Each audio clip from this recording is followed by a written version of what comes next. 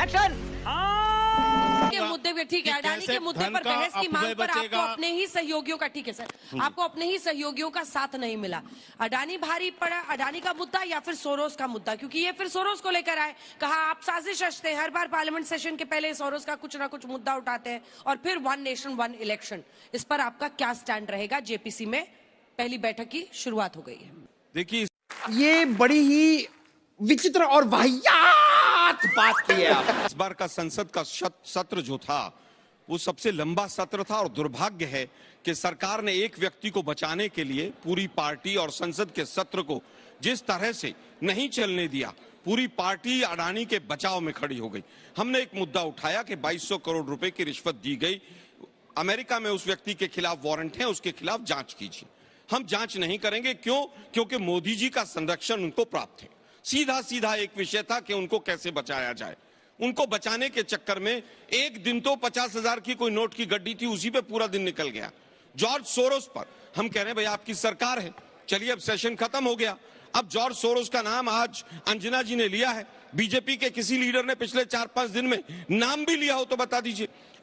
You're right, bro. अगर वो व्यक्ति गलत था, किसी के गलत संबंध थे, वो देश के खिलाफ काम कर रहा था, सेशन खत्म हुए आज कई दिन हो गए, उसके खिलाफ अभी तक कार्रवाई क्यों नहीं हुई? उसके खिलाफ एफआईआर क्यों नहीं हुई? केवल और केवल अडानी को बचाने के लिए आप आगे चल रहे हैं। अब मूल मुद्दा आता है जो वन नेशन और वन इलेक्शन की बात है। इन्होंने कहा कि बहुत अच्छी बात है, इंदिरा जी ने पत्र लिखा, नीति आयोग ने पत्र लिखा। अरे भाई, सब कुछ लिखा और सब कुछ बहुत अच्छा था तो 11 साल से सरकार पकौड़े तल रही थी, अभी क्यों याद आया? फिर 11 साल पहले ले आते इसको। आपके तो 303 सांसद भी आए थे 6 साल तक। मोदी जी से पहले लगातार 6 साल सरकार वाजपेयी जी की भी रही, तो उस समय पर किसी ने क्यों नहीं मूव किया? कोई जवाब नहीं। इनके पास 4 तर्क देते हैं बार बार कि खर्चा कम हो जाएगा, खर्चा कम हो जाएगा। कोई स्टडी किसी ने कराई? इलेक्शन कमीशन ने 2019 और 2024 के खर्चे के आंकड़े अभी तक नहीं दिए और 2014 के दिए हैं। मैं चाहूंगा बीजेपी के प्रवक्ता जरूर बता के जाएं कितना खर्चा हुआ था।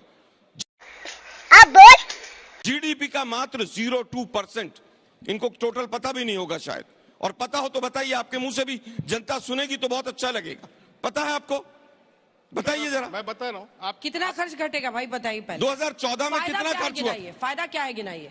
नहीं, मैं आपको फायदे भी गिनाता हूँ। नहीं, आप केवल एक सवाल का जवाब दीजिए कि 2014 में, क्योंकि 19 और 24 के आंकड़े इलेक्शन कमीशन ने आपके इशारे पर नहीं दिए हैं जनता को। 2014 में कितना खर्चा हुआ था उसका उत्तर दे दीजिए।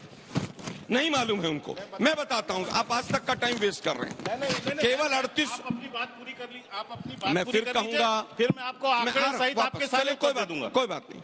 3870 करोड़ रुपया खर्च हुआ 2014 में, और वो हमारे जीडीपी का 0.02%। 19 और 24 के अभी तक आंकड़े नहीं आए।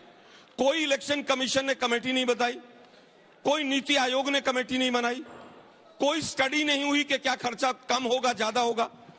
तुम्हें शर्म है? कुछ शर्म आया है? केवल ईवीएम की मशीनें अगर पूरे देश में एक ही बार में चुनाव होता है तो वो 10,000 करोड़ से ज्यादा का है।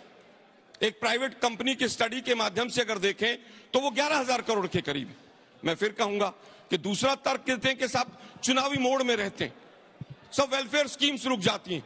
क्या इलेक्शन कमीशन जब चलता है या इलेक्शन होता है तो क्या सरकार रुक जाती है? केवल इलेक्शन कमीशन के अधिकारी अब मैं बोलूं, बाकी अधिकारियों को कंट्रोल करते हैं। मैं अंजना जी नहीं, एक मिनट रुकिए ना जरा, एक पूरा मिनट कर रहे हैं, वो रुकिए पूरा करें। आप खर्च निकाल के एक मिनट रखिएगा, रुक खर्च बताना है अभी आपको कितना हाँ, खर्च होता है चुनाव में। हाँ। दूसरा, इनका बार बार किया जाता है कि साहब एक बार में हो जाएगा, एक बार में हो जाएगा तो समय खराब नहीं होगा। अरे भाई, समय कैसे खराब नहीं होगा? अब हमारे 4-5 सवाल हैं। सबसे पहला सवाल तो यह है कि जो कमेटी बनाई गई वो कंप्लीटली बायस थी। वो भाजपाइयों की कमेटी थी, भाजपा के तमाम लोग निकले हुए उस कमेटी में, या भाजपा के माइंडसेट के लोग हैं। क्यों नहीं विपक्ष को रखा? क्यों नहीं बाकी रीजनल पार्टीज को रखा उसके अंदर? क्यों? क्योंकि इनका माइंडसेट पहले से ही है कि हमें देश को उलझा कर रखना है। यही नहीं, अभी और सुनिए। दूसरा, जो भी कुछ फैक्ट्स एंड फिगर्स उसमें आए हैं वो सब नीति आयोग से आए हैं, और नीति आयोग पे कब्जा किसका है? नहीं, उस कमेटी में तो मनीष, जेपीसी जो बनी है उसमें मनीष तिवारी जी भी, आप उसको की बात नहीं कर रहा मैं। अच्छा, जो ओरिजिनल कमेटी जो कोविंद साहब की नेशन कमेटी। वन इलेक्शन के लिए जो कमेटी बनी है मैं उसकी बात कर रहा हूं। उस कमेटी में सारे भाजपाई लोग, क्यों नहीं विपक्षी लोगों को रखा गया? एक को भी नहीं रखा गया। जवाब दीजिए, जल्दी जवाब दीजिए, अगले पॉइंट पर। नहीं, हो गया, बहुत लंबा हो गया, बहुत लंबा हो गया। 2-3 मत भूलो कि भक्ति और पागलपन में अधिक अंतर नहीं होता। सांसारिक दृष्टि से देखो तो भक्त पागल ही जैसा दिखाई देता है। नंबर्स हमारे पास है, एक सेकंड आने वाली है। हाँ ठीक है। चुनाव का साल दर साल खर्च वाली भी ये रिपोर्ट है पूरी, जिसमें 1952 में अगर 10 करोड़ के आसपास खर्च हुआ था, तो वही 2014 जब तक के आंकड़े हैं 3,870 करोड़। ये इलेक्शन कमीशन का खर्च है ना? Exactly. 10 करोड़ से आप 3,870 करोड़। और ये जो अलग अलग पेशे से जुड़े हुए लोग हैं, इन सबको वहां महीनों जाकर रहना पड़ता है, ये एक अलग समस्या है। मतलब अगर नॉर्मल विवेक से हम बात करें तो सबको लगेगा कि एक साथ चुनाव करिए, खत्म कीजिए, हमेशा देश इलेक्शन मोड में रहता है। ये आप ही लोग का मैं उत्तर देता हूं ये इसका। बीजेपी के सामने आप लोग इतने अंडर कॉन्फिडेंट क्यों हो जाते हैं कि अगर एक देश एक चुनाव होगा तो ये फायदा ले जाएंगे? इसकी मूल वजह क्या है जो आपकी चिंता है? अभी बताता है भाई, अभी बताता है, अभी किया ना, अभी बताता है। इलेक्ट्रल बॉन्ड का पैसा खाने वाली पार्टी है, बीफ कंपनियों से पैसा लेने वाली पार्टी है, रिसोर्सेज में धनाड़े है, इनके पीछे अडानी जैसे बड़े बड़े धनाड़े लोग खड़े हुए हैं, तो स्वाभाविक है कि इनको आसानी रहेगी। लेकिन हमारा मूल प्रश्न वो नहीं, हमारा मूल प्रश्न ये है कि ये लोकतंत्र के ऊपर आघात होगा, ये फेडरल स्ट्रक्चर के ऊपर आघात होगा। आप मुझे केवल ये बताइए, आज यहां पर मोदी जी कहते हैं 1 नेशन 1 इलेक्शन पास हो गया, और उसके बाद मोदी जी की सरकार माइनॉरिटी में आ जाएगी, तो क्या आप सारे राज्यों में दोबारा चुनाव कराएंगे? क्या नॉर्थ ईस्ट की एक सरकार 40 एमएलए वाली, अगर वहां पर सरकार गिर गई तो क्या सारे राज्यों में दोबारा चुनाव कराएंगे? कोई लॉजिक नहीं है इनके पास। अंजना जी ने सही आंकड़ा दिया कि 3870 करोड़ रुपया खर्च हुआ। 19 और 24 के आंकड़े क्यों नहीं आए आज तक देश के सामने? क्योंकि बीजेपी नहीं चाहती कि आंकड़े देश के सामने आए। अगर आपको इलेक्शन कमीशन के ऊपर इतना वो है कि खर्चा कम होगा, तो पिछले 11 साल से कोई स्टडी कराई आपने? नहीं कराई। ठीक है, चलिए 4 आशुतोष जी बात बताइए, लेकिन उससे पहले नहीं, अब सेकंड राउंड में ऐसे तो नहीं होता है। अब सेकंड कैसे राउंड कम में होगा? एक बार यहाँ पर बहुत सारे स्टूडेंट्स हैं, आप सब झूठ बोला गया है। एक सेकंड सर, ऐसे रुकिए, प्रश्न आपसे करती हूँ। क्या आप लोग चाहते हैं कि एक देश एक चुनाव हो, देश में एक साथ लोकसभा और राज्यसभा के चुनाव हो? कितने लोग मानते हैं? हाथ उठाइए, एक बार जिप से दिखा दीजिए। मुझे लगता है ज्यादा लोग ऐसे हैं जो मानते हैं एक साथ चुनाव होना चाहिए। क्या कोई ऐसा बैठा है यहाँ पर जो मानता है कि एक साथ नहीं होना चाहिए? 1 2 3 4 5 6 7 लोग इतने बच्चे में। आशुतोष जी ये क्या कह रहा है? मतलब अगर आप नॉर्मल कॉमन सेंस ले तो सब ये मानेंगे कि एक साथ चुनाव हो, खत्म हो, हमेशा इलेक्शन मोड में रहता है। लेकिन क्या ये बीजेपी की सरकार इस वक्त है इसलिए इतना विपक्ष विरोध हो रहा है? नहीं, आदर्श स्थिति है अगर चुनाव एक साथ हो, आदर्श स्थिति है। लेकिन जो मौजूदा संविधान है उसके तहत यह संभव नहीं है। आपको इस संविधान को पूरी तरीके से बदलना पड़ेगा और नया संविधान आपको लाना पड़ेगा। मौजूदा संविधान में अगर आप करेंगे तो फिर जैसे अभी चुनाव हो रहे हैं वैसे ही चुनाव होते रहेंगे। जैसे मान लीजिए कोई असेंबली बीच में डिसॉल्व हो गई तो फिर उस असेंबली के लिए फिर चुनाव करना पड़ेगा। वो असेंबली मान लीजिए फिर डिसॉल्व हो गई अगले 6 महीने के, तो फिर आपको चुनाव कराना पड़ेगा। म्यूनिसिपैलिटी के चुनाव आपको बाद में कराने पड़ेंगे। तो 1 नेशन 1 इलेक्शन एक जुमला है, इससे ज्यादा कुछ नहीं। जहां तक खर्चे की बात है, मैं आपको बता देता हूं कितना खर्चा आता है पर व्यक्ति के ऊपर। 2014 में 46 रुपए पर हेड जब लोकसभा के चुनाव हुए। चलिए मान लीजिए असेंबली के चुनाव, अगर आप अलग अलग असेंबली का चुनाव अलग अलग राज्यों के अंदर होता है तो उसको भी अगर आप जोड़ लीजिए तो हर राज्य के अंदर 46 रुपए प्रति व्यक्ति पड़ेगा। तो इसका मतलब यह कि लोकसभा के चुनाव, विधानसभा के चुनाव अगर एक साथ भी हो जाएं तो प्रति व्यक्ति 100 रुपए से ज्यादा का खर्चा नहीं पड़ने वाला। तो जो ये तर्क दिया जाता है कि खर्चा बचाने के लिए किया जा रहा है, दरअसल ये फालतू का तर्क है। इसका इस तर्क का कोई मतलब ही नहीं है।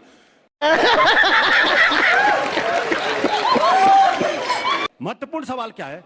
महत्वपूर्ण सवाल जो इस बात को लेकर ये है वो ये कि चुनाव की साख कैसी है, इलेक्शन कमीशन की साख कैसी है, इलेक्टोरल प्रोसेस की साख कैसी है। अगर सुप्रीम कोर्ट ये कहता है कि चुनाव आयुक्त की नियुक्ति में मुख्य न्यायाधीश की होनी चाहिए, तो उसको बदल के आप सरकार के कैबिनेट मिनिस्टर को क्यों रखना चाहते हैं?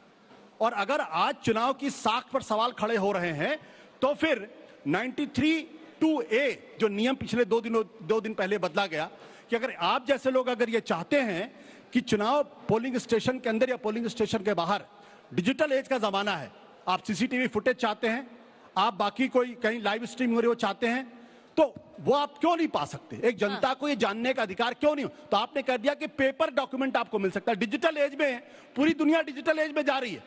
सब कुछ एआई के बारे में बातचीत हो रही, लेकिन हिंदुस्तान का चुनाव आयोग आपको खाली कागजी डॉक्यूमेंट देगा, डिजिटल स्पेस का कोई डॉक्यूमेंट नहीं देगा। क्यों? तो शक पैदा होगा। इसी तुम चुल्लू भर पानी में जाके डूब के मर जाओ।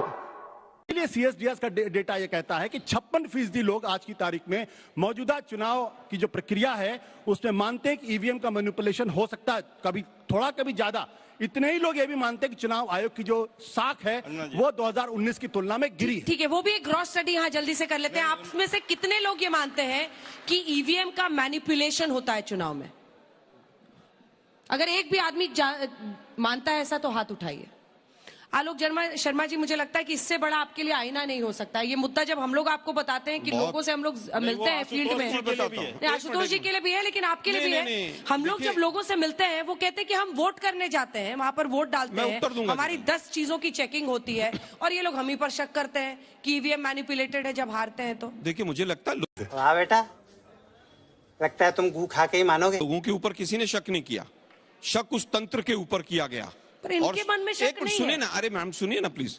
चंडीगढ़ में आपने एक लाइव एग्जांपल देखा था ना, कहां था वो, कौन था व्यक्ति? आप इलेक्शन कमीशन को इतना धूल का धुआं मान रहे हैं क्या? वो सारे के सारे लोग आज जो इलेक्शन कमीशन में बैठे हैं उनका इतिहास देखिए कहां से। ठीक है तिवारी जी, आप ये सवाल का जवाब आपने सेकंड राउंड अभी दिया नहीं मैंने ना Tiwari ji please please please. मैं कहता हूं कि अगर यहीं पर मैंडेट होना है तो सुप्रीम कोर्ट, हाई कोर्ट सब बंद कर देने चाहिए।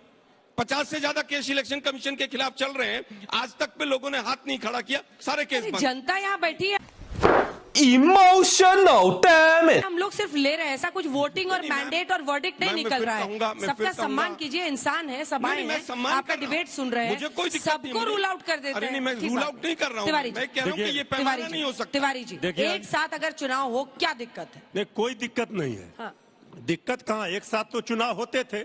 तो मूल सवाल यह है कि ये चुनाव एक साथ क्यों बंद हुए, ये चेन क्यों टूटी, ये जो कड़ी टूटी फिर नहीं टूटेगी, इसकी क्या गारंटी है, ये मूल सवाल है। और 1 नेशन 1 इलेक्शन पर बीजेपी बहुत जोर दे रही है, तो 1 नेशन 1 इनकम की बात क्यों नहीं होती, 1 नेशन 1 एजुकेशन की बात क्यों नहीं होती? 1 नेशन 1 इलेक्शन आप कराएंगे तो फिर ये चैन नहीं टूटेगा, इसकी गारंटी कौन देगा? ये कैसे आप जनता को संतुष्ट करेंगे? सब लोग चाहते हैं 1 नेशन 1 इलेक्शन हो। आप साहब एक चुनाव एक राज्य में एक फेज में चुनाव नहीं करा पाते हैं। बिहार में कितने फेज में चुनाव होते हैं और ये 1 नेशन 1 इलेक्शन की बात करते हैं।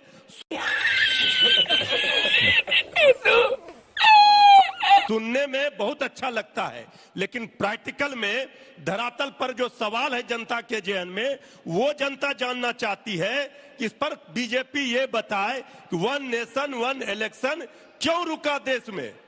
अगर आज झारखंड में चुनाव हो गए, महाराष्ट्र में चुनाव हो गए, हरियाणा में चुनाव हो गए, आप जहां से इसकी शुरुआत करेंगे, अगर किसी विधानसभा में किसी राज्य में बहुमत नहीं, सरकार को कोई सरकार बनती है, बहुमत किसी को नहीं आता है, वहां सरकारें गिर जाती है, तो फिर क्या होगा ये बताएं।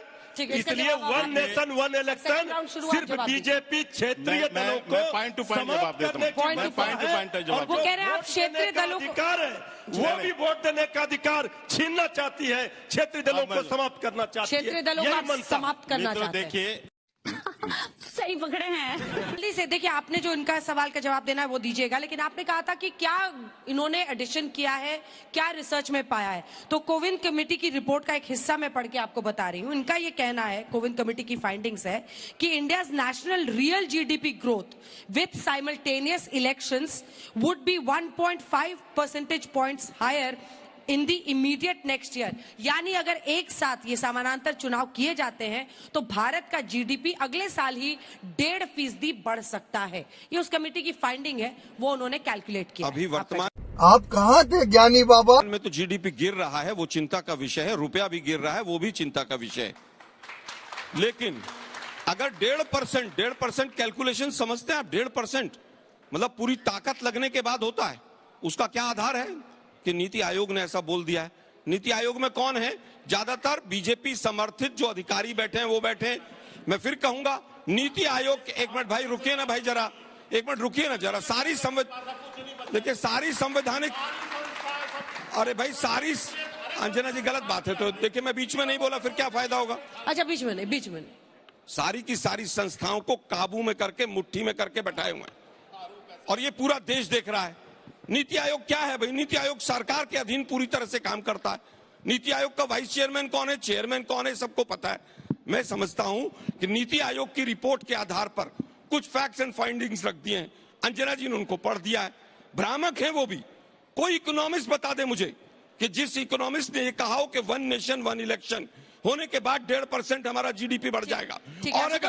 और अगर ऐसा होता हो तो मैं तो कहता हूं फिर 11 साल वेट क्यों किया था। अब हाँ भाई, कैसी लगी आगे स्वाद? खत्म, bye bye, tata, goodbye, गया।